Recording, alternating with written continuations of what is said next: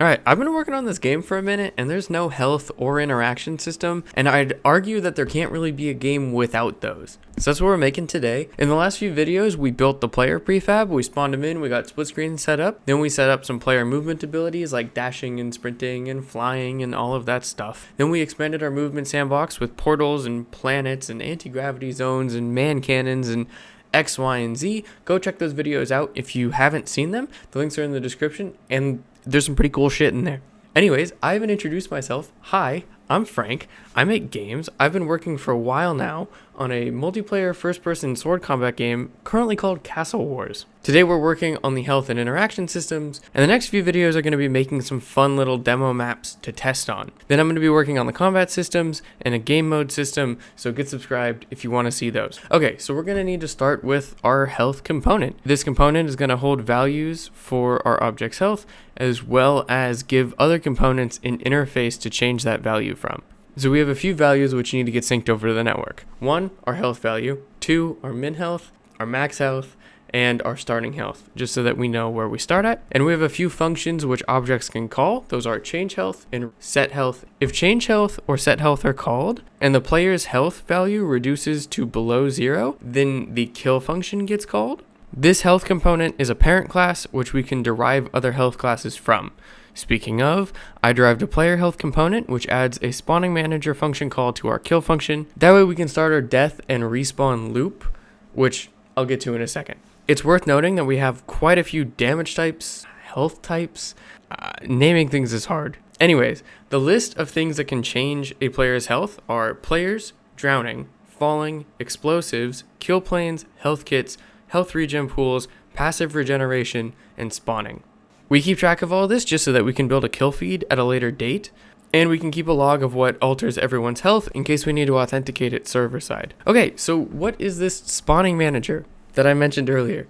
The spawning manager holds references to every spawned network object in the scene, and I'd like to clarify that these are not the same as the fishnet network objects. Those get spawned once. These network objects are those, but we just activate and deactivate them. That's what I'm calling spawning and despawning. So the spawning manager is effectively just a set of timers at which we reactivate deactivated objects. And these objects currently include players and health kits. Really anything that we dream up can be added in the future. They just need to have a spawned object component. Each one of these spawned object components hold behaviors for what to do on spawn and on despawn. Health kits just get shown or hidden. They're pretty simple. Players, on the other hand, are a little more complicated. Players' positions get set to that of a spawn point. Their health gets reset, and then they get activated. So that will activate the camera for the person who is controlling it.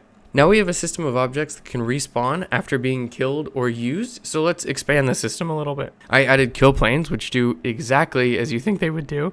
I also added a setting which changes how objects get respawned, so this is really only used for player spawning, but it's important to talk about. So respawning can be either manual, automatic, or tiered. Players are always going to need to wait some amount of time before respawning, though we can set this to 0. Manual mode will require the player to request a respawn from the spawning manager. Automatic mode will spawn the player as soon as the timer runs out, and tiered mode is a mix of the two. There's a manual period after the waiting period at which the player can request a respawn, but then as soon as this manual period elapses, the player will automatically respawn.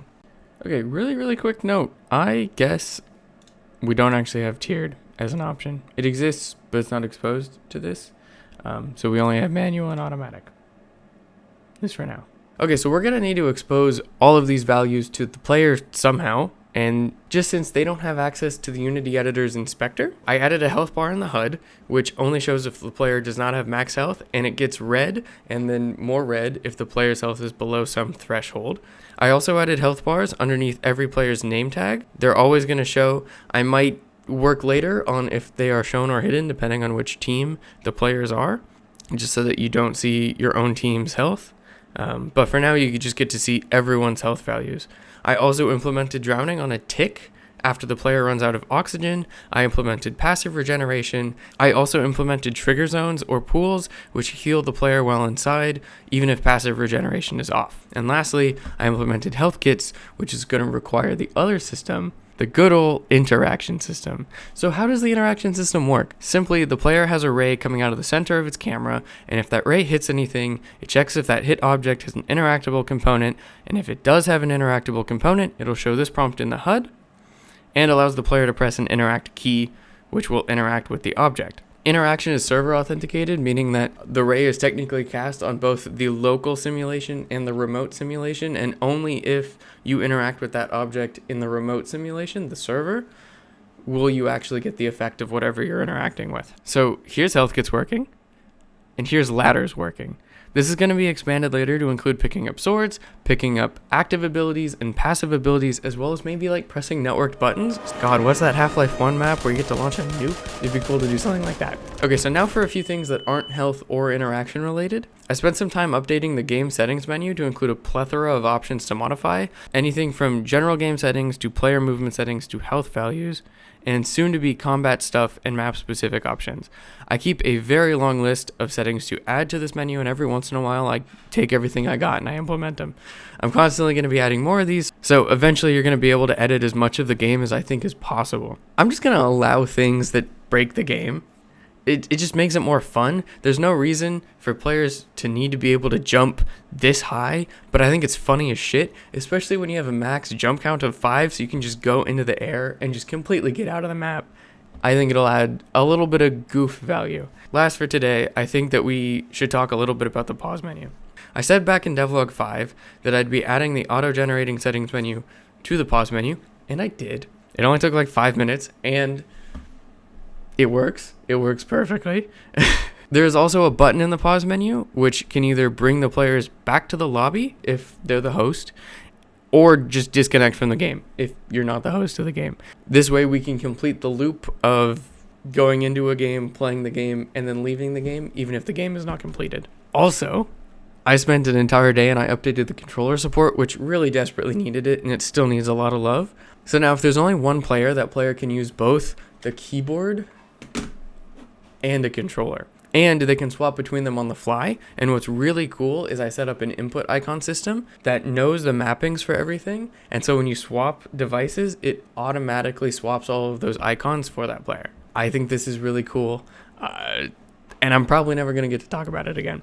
That's all I have time for today. If you're still here, like the video. It helps it get more views, and also you watch the whole damn thing, and subscribe to stay updated on the project. I'm going to be working on those test maps and combat systems, and there's just in general a lot to look forward to. Give me a comment with any map suggestions, questions, or if you know how many times I fixed my hair during this video. You know the drill.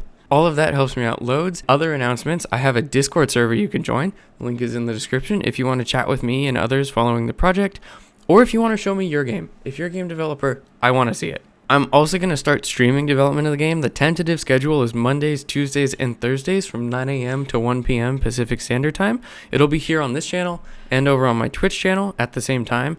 Oh, and I have 2 games on iOS and Google Play. They're called Pokemon Balls and Launch My Dog, the latter of which I just replayed on a plane ride, and it smacks. You should go check them out. I really think you'd like them. Last note for the day. This is going to be the last mainline devlog for about a month.